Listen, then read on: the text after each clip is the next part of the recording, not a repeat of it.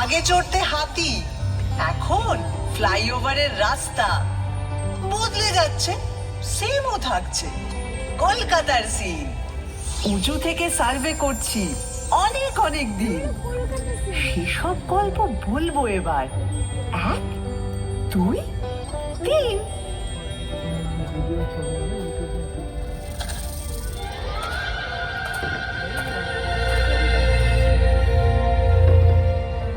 আমায় নিয়ে পট এঁকেছে, এখন হচ্ছে মিম। বয়স হলো 300 400 হাজার খানেক থিম। কি বলবে আর কি বলবে না, যদিও মেয়েটা ভালোই চেনা, তবু নিজেও ঘুরতে এলাম, দুজন মিলে টিম।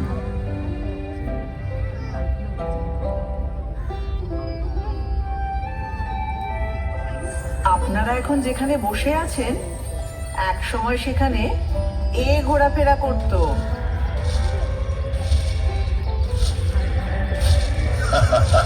কোথায় জুরাসিক পার্ক আর কোথায় পার্ক স্ট্রিট।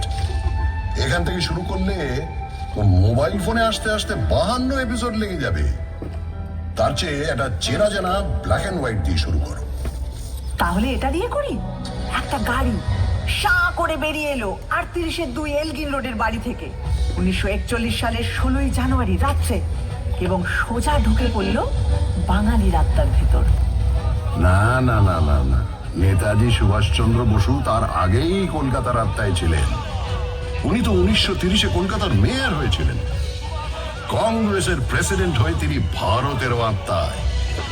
তবে ব্রিটিশদের চোখে এক মন ধুলো দিয়ে ওই মহা নিষ্ক্রমণ। 3-4 রকম ছদ্মবেশ, একেবারে থ্রিলার। তার উপরে আক্ষরিক অর্থেই তিনি মৃত্যুহীন। এরকম সুপার হিরো কলকাতা আর পায়নি।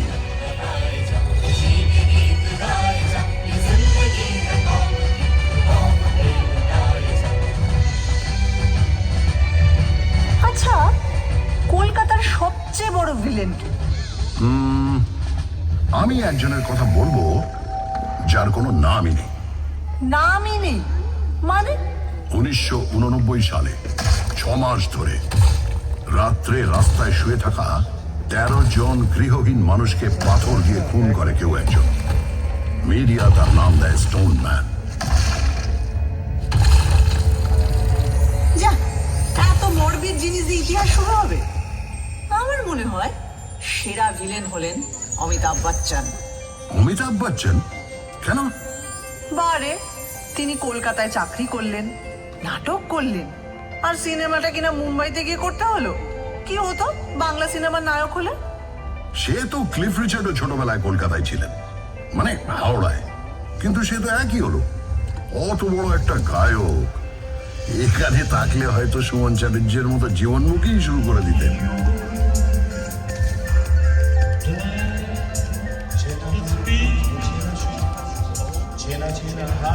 আর পেলে? পেলে কলকাতায় ছিলেন না? কিংবা লিওনেল মেসি? ফুটবল নিয়ে আর কি মারবে না বলে দিলাম। 1911 সালে আইএফএ শিল্ডের ফাইনালে 2-1 গোলে মোহনবাগান হারিয়ে দিল সাহেব টিম ইস্ট ইয়র্কশায়ার রেজিমেন্টকে। ভাবা যায়, পরাধীন দেশে ইংরেজ টিমকে হারাচ্ছে একটা দল যার সকলে ভারতীয়। কলকাতার ইতিহাসে জল করছে সেই দিনটা। ওই সালেই কিন্তু ভারতের রাজধানী সরিয়ে নিয়ে যাওয়া হচ্ছে দিল্লিতে। তার আগে 139 বছর ধরে আমিই ছিলাম রাজধানী। ব্রিটিশ ভারতের মোস্ট ইম্পর্টেন্ট শহর। আরে তাতে লজ্জার কি? এ তো গর্বের ব্যাপার। কলকাতায় তখন স্বাধীনতা আন্দোলনের এমন ঝাঁজ ব্রিটিশরা সইতে পারছিল না। তাই 1905-এ ঠিক করলো বাংলাকে দুভাগ করে দেওয়া হোক।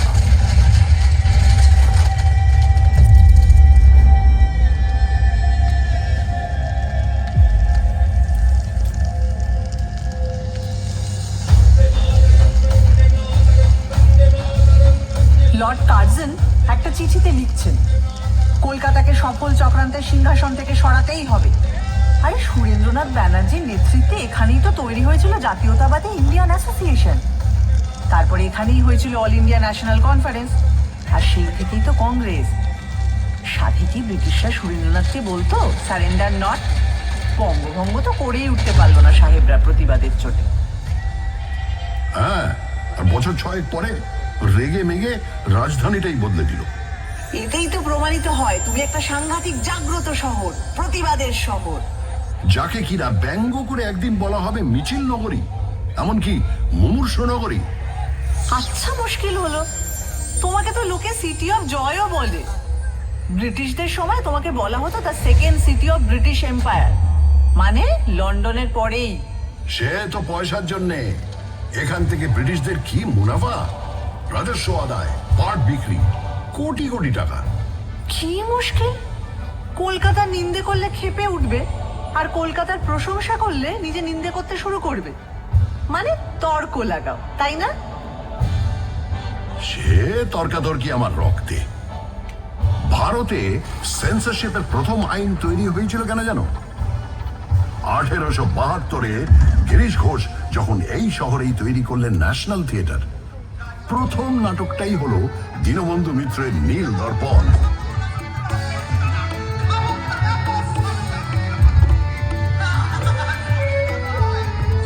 বছর 3 বাদে যখন এই দল সারা ভারত ট্যুর করছে, লখনৌতে নাটকটা হচ্ছে। যে সিনটায় ভারতীয় রায়ত এসে অত্যাচারী নীলকর সাহেবকে মারছে, তা দেখে দর্শকের মধ্যে থাকা ব্রিটিশ সৈন্যরা স্টেজে উঠে সব লন্ডভন্ড করে দিল। তারপরের বছর প্রিন্স অফ ওয়েলস কলকাতায় এসেছিলেন, তাকে অভ্যর্থনা করা নিয়ে ব্যঙ্গ নাটক। আবার অত্যাচারী পুলিশ কমিশনারকে নিয়ে সেটায়। ব্যাস, ড্রামাটিক পারফরমেন্স অ্যাক্ট, সেন্সরের খাড়া। শোনো শোনো, যার সেন্স বেশি তার পেছনে সেন্সর লাগবেই। এটা ভালো বলেছ। 1870-এ যখন জেমস হেকি এখান থেকে প্রকাশ করলেন ভারতের প্রথম খবরের কাগজ দ্য বেঙ্গল গেজেট, সেখানে তিনি লর্ড হেস্টিংসের স্ত্রী লেডি হেস্টিংসের কাজকর্ম নিয়ে অব্দি সাংঘাতিক নিন্দেবন্ধ করে লেখা লিখতেন। আর এখনো লিটল ম্যাগাজিনেরা সমস্ত এস্টাবলিশমেন্টকে নিয়ে সেইভাবেই সমালোচনা করে। সারাদিন প্রতিবাদ, রাগ, অথরিটিকে ব্যঙ্গ, এগুলো পেটে গজগজ করে বলে কলকাতার লোকের লিভার খারাপ। মোটেই নয়, সব লিভার খারাপ নয়। এই হাওড়া ব্রিজ, সেটা তো ক্যান্টিলিভার, 1943 থেকে দাঁড়িয়ে আছে।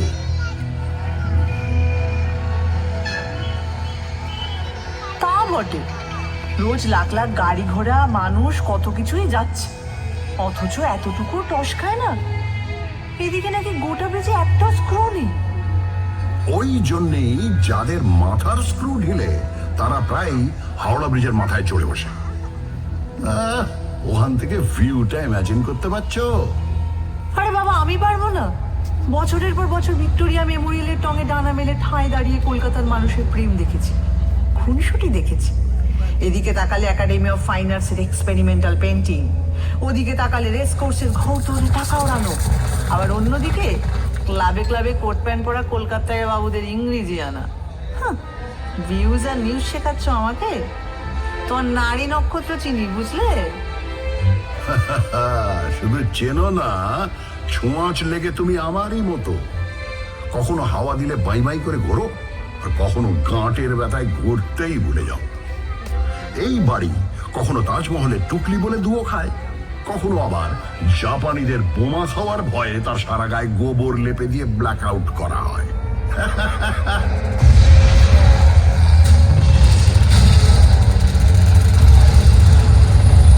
কত হাসির তো কিছু নেই, তোমার মুখে তো কঙ্কালির পোঁছ নেই বাবু। ওই দ্বিতীয় বিশ্বযুদ্ধের সময় যখন তোমার রাস্তায় শুয়ে খিদের জ্বালায় শয় শয় লোক মরেছে, আর অন্য লোকেরা তাদের দিনিয়ে নির্দ্বিধায় অফিস করেছে, আড্ডা মারতে গেছে, ফ্যান দাও ফ্যান দাও চিৎকার চাপা দিতে দরজা জানলা বন্ধ করে গ্রামাফোনের গান শুনেছে, তখন কোথায় ছিল তোমার প্রতিবাদী ফটর ফটর? দেখো, যা করার অনেকটাই করা হয়নি, কিন্তু পাড়ায় পাড়ায় লঙ্গরখানা খোলা হয়েছিল, সে তো ঠিক। আর দুর্ভিক্ষটা সরকার, রাজনীতিবিদ, আমলাদেরও তৈরি। স্বয়ং উইনস্টন চার্চিলও সে দায় এড়াতে পারেন না অতগুলো লোকের মৃত্যুর, যাদের সম্পর্কে তিনি বলেছিলেন, এমনি না খেতে পাওয়া বাঙালিরা আরেকটু না খেতে পেলে বিরাট ক্ষতি নেই। সেটাও মনে রেখো। এও মনে রেখো, বিজন ভট্টাচার্যের অসামান্য নবান্ন নাটক অভিনীত হয়েছিল এই দুর্ভিক্ষ নিয়েই এই শহরে। তা অবশ্য ঠিক। 1942-এ তৈরি হওয়া আইপিটি, ইন্ডিয়ান পিপলস থিয়েটার অ্যাসোসিয়েশন, ছিল বামপন্থী শিল্পীদের সংগঠন, যা থেকে কলকাতায় কত মণিমুক্ত জন্ম হয়েছে তার ইয়ত্তানে।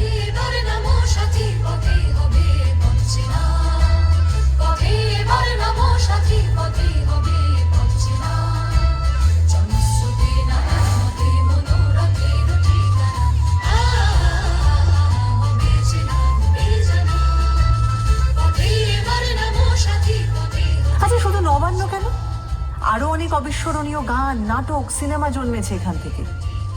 আইপিটিআরই তো ঝলমলে হিরে উৎপল দত্ত, সুচিত্রা মিত্র, জ্যোতিরিন্দ্র মৈত্র, দেবব্রত বিশ্বাস, সলিল চৌধুরী, তৃপ্তি মিত্র, ঋত্বিক ঘটক এবং এরই ভাবশিষ্য মৃণাল সেন। শিল্পকে সমাজ বদলের অস্ত্র হিসাবে ব্যবহার করব, আর তা অতুলনীয় উৎকর্ষ আবেগ দিয়ে জাগিয়ে তুলবে হাজার হাজার মানুষকে। এই জাদু বিপ্লবের রথ হৈ হৈ করে চলেছিল অনেক দূর।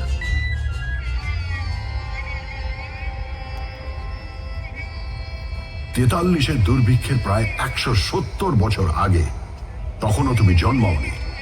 যখন 76-এর মন্বন্তর এসেছিল, সেও তো মানুষেরই তৈরি দুর্ভিক্ষ, ব্রিটিশদের তৈরি দুর্ভিক্ষ।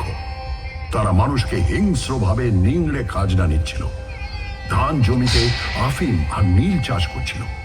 তখনও পড়ে পড়ে আমার বুকে মরেছে লাখ লাখ অসহায় মানুষ। কি করব, চুপচাপ চেয়ে থেকেছি। তখন যদি একটা আইপিটিএ থাকতো। তোমার ইতিহাস তো জেগে থাকার ইতিহাস, ঘুমিয়ে থাকারও ইতিহাস। 19 শতকে বাবুরা যখন কাঁড়ি কাঁড়ি টাকা খরচা করে বেড়ালের বিয়ে দিচ্ছিল, যখন গোলাপ জলে জল শৌচ চলছিল, তখন তুমি কেমন ছিলে বাবু? আধা ঘুমন্ত ঢুলছিলে। আমার ফ্রড করে প্রাণ কৃষ্ণ কোথায় গেলি? আমার ফ্রড করে প্রাণ কৃষ্ণ কোথায় গেলি? I am for you very sorry, I am for you very sorry. আমার গোল্ডেন বডি হলো কালি, আমার ফ্রড করে, আমার ফ্রড করে। আমার দারুণ মজা লাগছিল। যে চপচপে তেল মেখে 4 ঘোড়ার গাড়ি চড়ে চান করতে যায়, তার একটা বেপরোয়া গ্ল্যামার আছে, এটা মানবে তো? আর দেখো, বাবুদের ওই বাড়াবাড়ি না থাকলে বাইজি নাচের সমজদারিও থাকতো না। তাদের টাকায় ঢালাও স্কুল কলেজের পত্তনও হতো না। আর আমার সবচেয়ে আলো ভর্তি পার্বণ দুর্গাপুজোটাই হতো না। দুর্গাপুজোটাই হতো না? ওমা, কেন? আরে শোভাবাজারের বাবু নবকৃষ্ণ দেব মাদ্রাসা তৈরির জন্য প্রচুর টাকা দিয়েছেন, রাস্তা তৈরি করে দিয়েছেন, সারা দেশ থেকে গায়ক বাজনদার এনে বিশাল সঙ্গীত সম্মেলন করেছেন। আবার পলাশির যুদ্ধের সময় তিনি সিরাজের বিরুদ্ধে চক্রান্তে শুধু সামিলই ছিলেন তাই না, যুদ্ধ জয় উপলক্ষে বিরাট দুর্গাপুজো করেছিলেন। সেটাই তো দুর্গাপুজোকে একটা বড় পার্বণ হিসেবে আমাদের সমাজে প্রতিষ্ঠিত করল। এ তো ভারী গোলমেলে ব্যাপার। যে লোক বাংলাকে ইংরেজের হাতে তুলে দিল, সেই লোকই আবার দুর্গাপুজো চালু করলো। একদম। বাংলা ইংরেজদের হাতে কিন্তু যেত না যদি সিরাজউদ্দৌলা 1756 বিশাল বাহিনী নিয়ে আমায় আক্রমণ না করতেন। উনি ইস্ট ইন্ডিয়া কোম্পানির সেনাদের গুড়িয়ে না দিলে ইংরেজরা চট করে একজন নবাবের বিরুদ্ধে ওভাবে যুদ্ধে নামতো না। যুদ্ধে নামতো ঠিক, শুধু প্রপার নাউনগুলো বদলে যেত। ওরা দখল না নিয়ে ছাড়ার জাত নয়।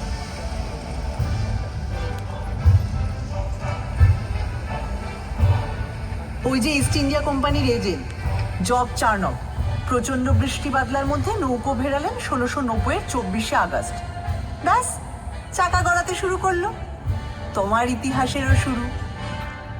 ভুল ভুল ভুল, তোমার কথাটা সম্পূর্ণ ভুল। চাণক্য আসার অনেক আগেই কবি কঙ্কন মুকুন্দরাম আমার কথা লিখে গেছেন। তারও আগে 1495-এ বিপ্রদাস পিপিলাইয়ের মনসামঙ্গল কাব্যেও আমি আছি।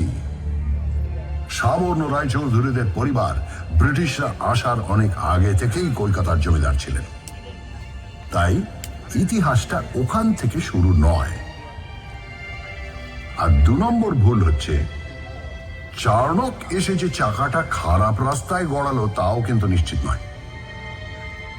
রামমোহন রায় সতীদাহ বন্ধ করলেন ঠিকই, কিন্তু অত বড় কাজটা কি করতে পারতেন যদি লর্ড বেন্টিঙ্ক না সাহায্য করতেন? মাইকেল মধুসূদন দত্ত কি বাংলা কাব্যের বাঁক বদল ঘটাতে পারতেন যদি মিল্টনের প্রভাব না পড়তো? আর বঙ্কিমচন্দ্র, উনি কি বাংলায় প্রথম উপন্যাস লিখতে পারতেন যদি ওয়াল্টার স্কট না পড়া থাকতো? সব শেষে বলি, ঈশ্বরচন্দ্র বিদ্যাসাগর কি বিধবা বিবাহ চালু করতে পারতেন যদি ব্রিটিশরা পাশে না দাঁড়াতো? কি হাবিজাবি বকছো? মনে রেখো, শহীদ ক্ষুদিরাম বসুর মরদেহ তোমার রাস্তা দিয়ে নিয়ে যাওয়ার সময় হাজার হাজার লোক ফুল ছুঁড়েছে। তোমার রাইটার্স বিল্ডিং এ অত্যাচারী ব্রিটিশকে গুলি করার পর আত্মঘাতী হয়েছেন বিনয়, বাদল, দীনেশ। তোমার এক বিখ্যাত ব্যারিস্টার চিত্তরঞ্জন দাস, যার কাপড় কেচে আসতো প্যারিস থেকে, নিজের সব ইউরোপীয় পোশাক পুড়িয়ে দিয়ে খাদি ধারণ করেছিলেন। আর তিনি আলিপুর বোমা মামলায় যাকে ছাড়িয়ে এনেছিলেন, সেই অরবিন্দ ঘোষ তো ছিলেন পোয়েট অফ পেট্রিয়টিজম।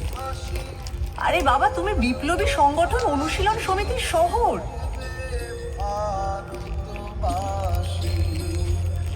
আমি হাসি হাসি করব ফাঁসি, দেখবে ভারতবাসী। একবার বিদায় দে মা, ঘুরে আসি। একবার বিদায় দে মা, ঘুরে আসি।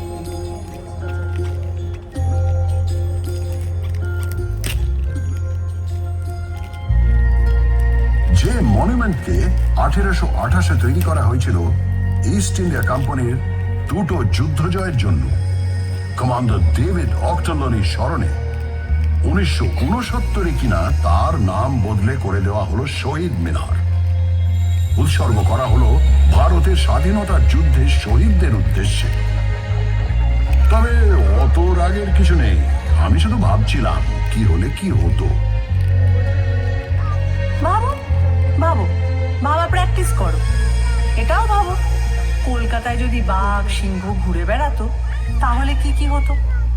আরে কলকাতার বাঘ তো বিখ্যাত, বাংলার বাঘ তো কলকাতাতেই থাকতেন। 1857 সালে হওয়া কলকাতা বিশ্ববিদ্যালয়কে বছর 50 পরে দায়িত্ব নিয়ে একেবারে নতুন রূপ দিয়েছিলেন এই বাঘ, আশুতোষ মুখোপাধ্যায়। আর সিংহ? হ্যাঁ, সিংহও তো ছিল, কালী প্রসন্ন সিংহ, যিনি এক হাতে অনুবাদ করেছেন মহাভারত আর অন্য হাতে আমায় নিয়ে লিখেছেন হুতম পেঁচার নকশা। আচ্ছা, বাঘ সিংহ তো বুঝলাম, আর গন্ডার? হ্যাঁ, গন্ডারও আছে। গন্ডার হচ্ছে তারা যাদের চামড়া ভেদ করে কলকাতার অবিশ্বাস্য মনীষীদের কথাগুলো ঢোকেইনি। রামমোহন রায় তাদের কাছে পাটকেল খেয়েছেন, আর বিদ্যাসাগরকে নিয়ে তো ব্যঙ্গ করে গান বেঁধে ঘুরে ঘুরেও গিয়েছেন তারা। এগুলো বরং প্রমাণ করে ওরা সময়ের চেয়ে কত এগিয়ে ছিলেন। বিবেকানন্দকে শুনতে হয়েছে তিনি নাকি সন্ন্যাসী নন, ম্লেচ্ছ দেশে যান, মাংস খান, অথচ তিনি শিকাগোয় গিয়ে ভারতের জয়ধ্বজা উড়িয়ে এলেন অসামান্য বক্তৃতায়।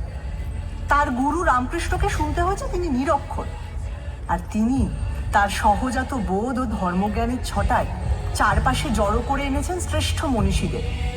তার যত মত তত পথ শুধু ধর্ম নয়, শহর কলকাতার জীবনযাপনেরও দর্শন।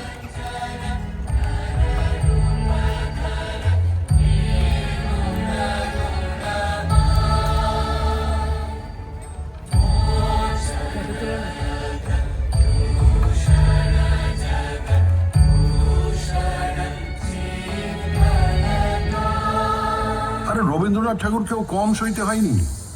তার লেখা সব নাকি আবছা, আর তিনি শান্তিনিকেতন স্থাপন করেছেন হাবিজাবি উদ্দেশ্য নিয়ে। কিন্তু তার নোবেল প্রাইজ এখনো আমার অহংকারের প্রথম পংক্তি।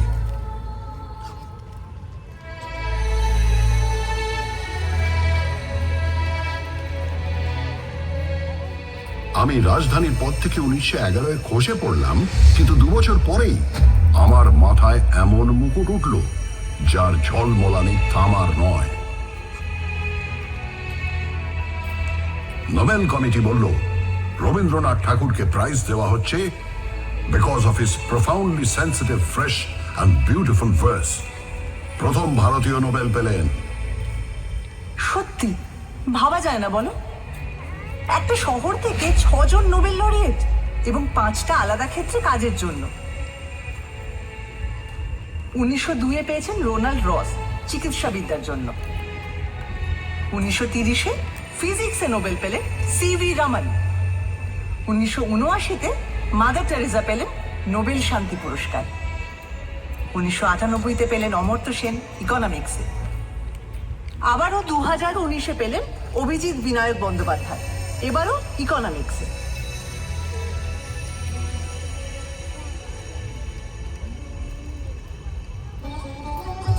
আরে বাবা, নোবেল পাওয়াই তো আর শেষ কথা নয়। নোবেল পাননি তো কি হয়েছে? আমার আকাশে জ্বলজ্বল করছেন বিজ্ঞানী জগদীশ চন্দ্র বসু, যিনি উদ্ভিদ বিদ্যা থেকে রেডিও আবিষ্কার অব্দি ছড়িয়ে দিয়েছেন নিজের প্রতিভা। আচার্য প্রফুল্লচন্দ্র রায়, যিনি প্রথম ইউরোপীয় মানুষ যার সম্মানে ইংল্যান্ডের রয়্যাল কেমিক্যাল সোসাইটি তৈরি করেছে কেমিক্যাল ল্যান্ডমার্ক ফলক। তারপর বলি প্রফেসর সত্যেন্দ্রনাথ বসু, যিনি বোস আইনস্টাইন স্ট্যাটিস্টিক্সের পুরোধা, যার নামে বোসন কণা। এখানেই শেষ নয়, আরো আছে শ্রী প্রশান্ত চন্দ্র মহলানবিশ, যিনি ভারতীয় স্ট্যাটিস্টিক্স চর্চার জনক, প্ল্যানিং কমিশনের অসামান্য কারিগর, যার জন্মদিন এখন ন্যাশনাল স্ট্যাটিস্টিক্স ডে। তাই তুমি থামো তো, এত বিজ্ঞানীদের মেলা বসে গেছে যেখানে, সেটা কিন্তু অবৈজ্ঞানিক হুজুগেরও আঁকড়া। 1857 সালে কলকাতা এলো মরা ফেরার হুজুগ। কেউ বলল এবছর যত লোক মারা গেছে তারা সবাই কালী পুজোর রাতে ফিরে আসবে। কেউ বলল না না না না না, গত 10 বছরে যত লোক মারা গেছে তারা সবাই 15ই কার্তিক ফিরে আসবে। সারা শহরে হইচই পড়ে গেল। প্রচুর লোক অপেক্ষা করতে লাগলো তাদের মৃত আত্মীয়দের জন্য। গানও বাঁধা হলো, মরা মানুষ ফিরে এসেছে, দেখে এলাম রানাঘাটে ভাসতে ভাসতে আসতেছে, গলা সরু পেট মোটা, জল খেয়ে হয়েছে সোঁটা, ইত্যাদি ইত্যাদি। হ্যাঁ, কিন্তু 1979-র হুজুগটাও খারাপ নয়। আমেরিকার পাঠানো স্যাটেলাইট স্কাইল্যাব নাকি ভেঙে পড়বে। সবাই পারলে আকাশের দিকে তাকিয়ে হাঁটে, কেউ কেউ হেলমেট পরে সারাদিন ঘুরত।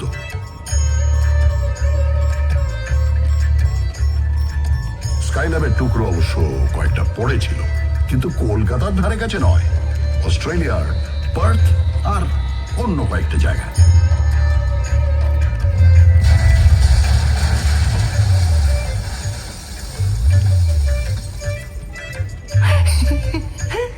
আমি বলি কি, সব সেরা হুজুগ হলো গণেশের দুধ খাওয়া। 1995 সালে এক দুপুরে হঠাৎ নাকি গণেশ দুধ খেতে লাগলেন। মন্দিরের গণেশ, ক্যালেন্ডারের গণেশ, ঘুলঘুলির গণেশ, কেউ বাদ নেই। পড়ি মরি করে সবাই দুধ নিয়ে ছুটতে লাগলো। এমন মিরাকল থেকে বাদ পড়ে গেলে পুণ্যের কোটায় কম পড়ে যাবে যে। তাদের গায়ে নিশ্চয়ই ডিরোজিওর অদৃশ্য ঘুষি পড়েছিল। একটা 17 বছরের অ্যাংলো ইন্ডিয়ান ছেলে হিন্দু কলেজে ইংরেজি পড়াতে এসে তার ছাত্রদের শেখাচ্ছে তর্ক করো, যাচাই করো, যুক্তিবাদী হও, প্রথাকে চ্যালেঞ্জ করো। আর সেই ছাত্ররা, বলা ভালো শিষ্যরা, ইয়াং বেঙ্গল হয়ে তখন দিকে দিকে ছড়িয়ে পড়ছে, সমাজ বদলানোর চেষ্টা করছে। এও তো এখানেই হয়েছিল। তারা যেরকম গোড়া ব্রাহ্মণদের ঝাঁকুনি দিয়ে সমাজটাকে শোধরানোর চেষ্টা করত, 70-এর দশকেও একদল ছেলেপুলে নকশাল আন্দোলনের মাধ্যমে সেরকমই একটা ধাক্কা দেওয়ার চেষ্টা করলো, কিন্তু বুলেট আর বোমার প্রতিক্রিয়াও ভীষণ মারাত্মক। আর তখনকার রাজনীতিও ছিল অনেক ঘোর প্যাঁচওয়ালা। রাত্রির জুড়ে বোমা আর পুলিশের জিপের শব্দ, আর দিনের বেলা গঙ্গা জুড়ে উজ্জ্বল যুবকদের লাশ ভেসে যাওয়ার দৃশ্য। তোমার গায়ে অনেক গরম রক্ত ছিটকে পড়েছিল। আদর্শ, প্রথা সব হারিয়ে গেছিল নতুন নতুন মুখোশের আড়ালে।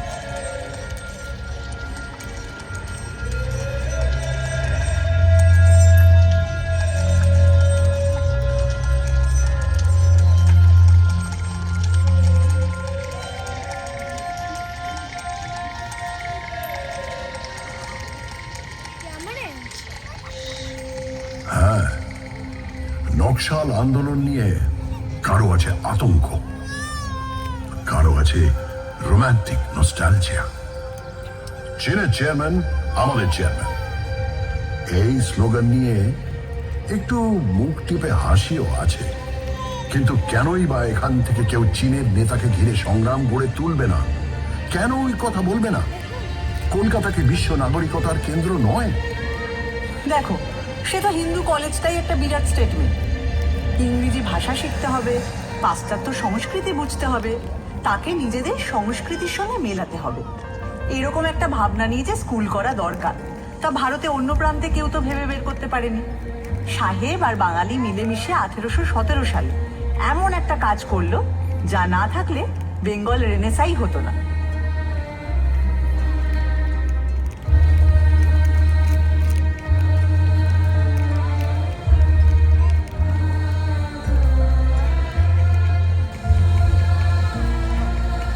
রেনেসাঁর কথা ভাবলে সত্যি তাক লেগে যায়। শুধু ঠাকুর পরিবারের কথা বলতে গেলেই তো হাঁপিয়ে পড়ব। এরা বোধহয় এক একটা লোকের মধ্যে 10টা করে জিনিয়াস ভরে দিত। যেমন দ্বিজেন্দ্রনাথ ঠাকুর, তিনি সংস্কৃত থেকে বাংলায় মেঘদূত অনুবাদ করছেন, বাংলায় দর্শন তত্ত্বের বই লিখছেন, আবার বাংলা শর্ট হ্যান্ড উদ্ভাবন করছেন, এমনকি বাক্স বানানো নিয়েও বই লিখছেন। সত্যেন্দ্রনাথ ঠাকুর, তিনি শুধু প্রথম ভারতীয় আইসিএসই নন, ওই যুগে তাঁর বউকে বিলেত নিয়ে গেলেন। এবার বলি জ্যোতিরিন্দ্রনাথ ঠাকুরের কথা। তিনি একাধারে সুরকার, চিত্রকর, নাট্যকার, পরিচালক, এমনকি অভিনেতাও। দেবেন্দ্রনাথ ঠাকুর, তিনি তো 3 ঘন্টায় গড়গড়িয়ে ডিকটেশন দিয়ে লিখে ফেললেন ব্রাহ্ম ধর্মের বই। গগনেন্দ্রনাথ অসামান্য চিত্রকর, কার্টুনও আঁকছেন, ছবিতে কিউবিস্ট ভাবও আনছেন। আর অবনীন্দ্রনাথ ঠাকুর, তাঁর আঁকা ছবি আর লেখা গল্প, এই দুই বাংলা সংস্কৃতির বিস্ময়।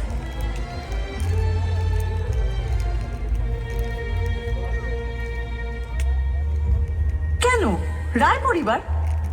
উপেন্দ্র কিশোর রায় চৌধুরী বেহালা বাজাচ্ছেন, আবার বাংলা শিশু সাহিত্যের কাঠামো গড়ে দিচ্ছেন, বাচ্চাদের পত্রিকা বের করছেন, আবার হাফটন প্রিন্টিং এ আশ্চর্য আবিষ্কার করে বিপ্লব এনে দিচ্ছেন। তার ছেলে সুকুমার রায় খেয়াল রসের গদ্যে পদ্যে তাক লাগিয়ে দিচ্ছেন, আবার ননসেন্স ক্লাবে প্লেটো বা তুর্গেনেভ নিয়ে কথাও বলছেন। এরা বোধ হয় প্রাচ্য পাশ্চাত্যের গুণগুলোকে একটা গেলাসে গুলে সকালে উঠেই খেয়ে নিতেন। হ্যাঁ, ঠিক বলেছ। এই মিলিজুলিটা আমাদের চিরকাল আছে। 1835-এ মেডিকেল কলেজও তো স্থাপিত হয়, এখানকার লোককে পাশ্চাত্য ডাক্তারি রীতিতে শিক্ষিত করে তোলার জন্য। আবার এ শহরের নৃত্যশিল্পী উদয় শঙ্কর, তিনি তো বিদেশি নর্তকী আনা পাভলোভার সঙ্গে মিলেই তাঁর বিখ্যাত রাধা কৃষ্ণ ব্যালেটা তৈরি করেন। আর সুকুমার রায়ের ছেলে সত্যজিৎ রায়, যিনি 1955-এ পথের পাঁচালী ছবি তৈরি করে একা হাতে ভারতীয় সিনেমায় নিউ ওয়েভ আনলেন। তিনি তো স্পষ্টই বলতেন, হলিউডের ছবি না দেখলে তিনি নিজের ছবির ব্যাকরণ তৈরি করতে পারতেন না। অথচ সাহেবরা তাঁর ছবির মধ্যে খুঁজে পেত খাঁটি ভারতীয়ত্ব। এই মিশেল, এই আহরণ হজম করার ক্ষমতা, এ জিনিস আমার মজ্জায়। ঠিক বলেছ। সত্যজিৎ রায় প্রাচ্য ও পাশ্চাত্যকে সমান মুগ্ধ করেছেন, আর এই জন্যই 1992 সালে তিনি পেলেন লাইফ টাইম অ্যাচিভমেন্ট অস্কার পুরস্কার।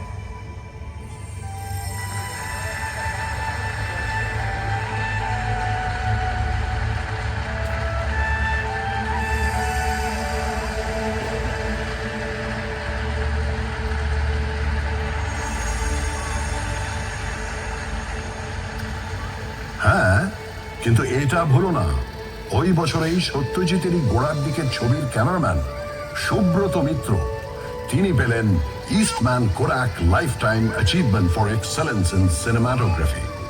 অদ্ভুত, সুব্রত মিত্র পৃথিবীর এক সেরা ক্যামেরাম্যান, কিন্তু তার নামটা সেভাবে প্রচারই পেল না। এই আনসাং হিরোদের নিয়ে তোমার এই হইচইটা একটু বোঝাও তো, এটা আদিক্ষেতা না উদারতা? আমি না ঠিক আন্দাজ করতে পারি না। কারোর নামে প্রশংসা করলে কলকাতায় এরা তক্ষুনি আরেকটা নাম পকেট থেকে ফস করে বের করে বলে, উনি তো দর পেলেন না কিন্তু মহান ছিলেন। হ্যাঁ, বলবো নাই বা কেন? কলকাতার মানুষ যেমন জয়ীকে নিয়ে নাচানাচি করে, তেমনি তথাকথিত পরাজিতকেও তার মূল্য দিতে জানে। যিনি প্রাইজ পাননি, অখ্যাতি নিয়ে মারা গেছেন, তাকেও পুজো করতে জানে, কারণ সে বোঝে একজন স্রষ্টার মূল্য তিনি কতটা সোনা কুড়োলেন তা দিয়ে বিচার হয় না, কতটা সোনা বিলোলেন তা দিয়ে মাপতে হয়। তাই রবীন্দ্রনাথ যতদিন, জীবনানন্দ দাশ ততদিন, সত্যজিৎ রায় যতদিন, ঋত্বিক ঘটক ততদিন, সৌম্য মিত্র যতদিন, বাদল সরকার ততদিন, সুনীল গঙ্গোপাধ্যায় যতদিন, কমল কুমার মজুমদার ততদিন। পঙ্কজ রায়কে আমরা মাথায় তুলে রাখব, শুটে ব্যানার্জিকেও, হেমন্ত মান্না সন্ধ্যাকেও সিংহাসন দেব, সুচিত্রা মিত্র, কণিকা বন্দ্যোপাধ্যায়কেও কুর্নিশ জানাবো, সঙ্গে নির্মলা মিশ্র, প্রতিমা বন্দ্যোপাধ্যায়কেও। নিখিল ব্যানার্জির সেতারে বুঁদ থাকব। এগুলো হুজুগ নয়, এক্সট্রা সচেতনতা। আচ্ছা, এটা শুধু শিল্পের বেলায় জেগে ওঠে কেন বলো তো? যখন 1947-এ দেশভাগের পর উদ্বাস্তুরা দলে দলে এসে পৌঁছলো এই শহরে, তখন সেই মানুষগুলোকে, সেই মুহূর্তের পরাজিতদের মুখে টেনে নিতে এত অনীহা কেন? তখন তাদের বিদ্রুপ কেন, অবহেলা কেন, বলতে পারো? সে হয়তো গোড়ার দিকে ছিল, তারপর যতই ঘটি বাঙাল লড়াই ফুটবলের মাঠে থাকুক আর রান্নার পাতে থাকুক, সবাই মিলেমিশে এক হয়ে গেছে, এতে তো সন্দেহ নেই। এতেও সন্দেহ নেই যে এই উদ্বাস্তুদের যথোচিত সম্মান দিয়ে তাদের থাকা খাওয়ার সংগ্রামে পাশে দাঁড়ানোর কাজ করেছিল বলে বাম রাজনীতি একসময় অনেকখানি মিশে গিয়েছিল আমার ডিএনএতে। উদ্বাস্তুরা তো আবারও এসেছেন বাংলাদেশের মুক্তিযুদ্ধের সময় 1971-এ, এখনো অনেকে আসছেন। কলকাতা তো কাউকে ফেরায় না। তা ঠিক, শেষমেশ সবাইকে নিয়ে কাবাব খায় বা বিরিয়ানি। এই যে দুটো নাম বললে, এই খাবারগুলোই কলকাতায় আসতো না যদি না আরেক পরাজিতকে কলকাতা সসম্মানে ঠাঁই দিত। সেটা আবার কিরকম? ওয়াজিদ আলী শাহ, আউধের নবাব।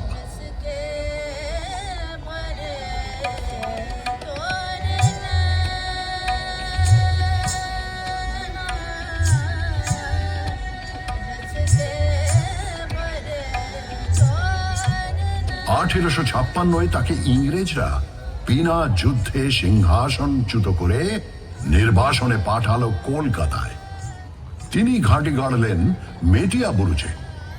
চালে চলনে, পোশাকে আশাকে আর অবশ্যই খাবারে মেটিয়া বুরুজ হয়ে উঠল ছোটা লখনৌ।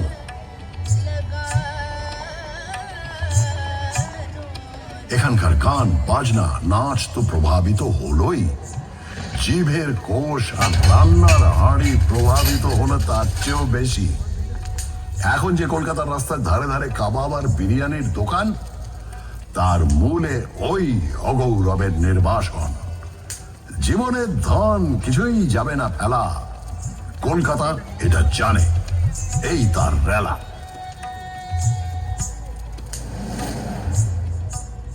এই রেলাটালা কোথায় চলে যায় যখন 1946-এর দাঙ্গার কথা মনে পড়ে যায়? সেই হিন্দু মুসলিম দাঙ্গা প্রায় 1 সপ্তাহ ধরে চলেছিল।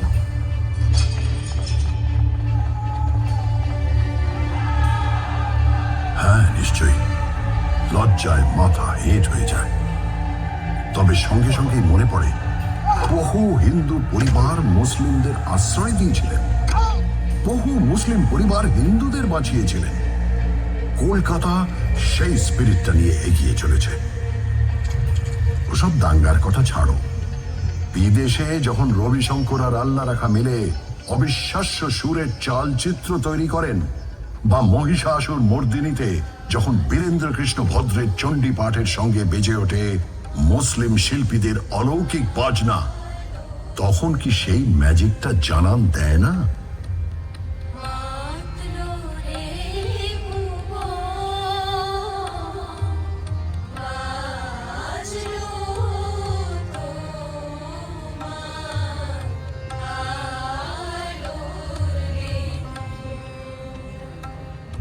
জানো, আমার না মনে পড়ে গেল ম্যাজিশিয়ান পিসি সরকারের কথা। একবার নাকি তার ম্যাজিক দেখতে সবাই এসেছে, কিন্তু 10 মিনিট হয়ে গেছে ম্যাজিশিয়ানের আসার নামই নেই। সবাই অস্থির, অধৈর্য। হঠাৎ সবাই শুনতে পেল হিয়ার আই অ্যাম। চমকে তাকিয়ে দেখলো মঞ্চে তিনি বললেন, ঠিক সময় তো এসেছি, ঘড়িটা দেখুন তো। চমকে তাকিয়ে সবাই দেখলো ঘড়ির কাঁটা পিছিয়ে গিয়েছে 10 মিনিট। সব ঠিক আছে।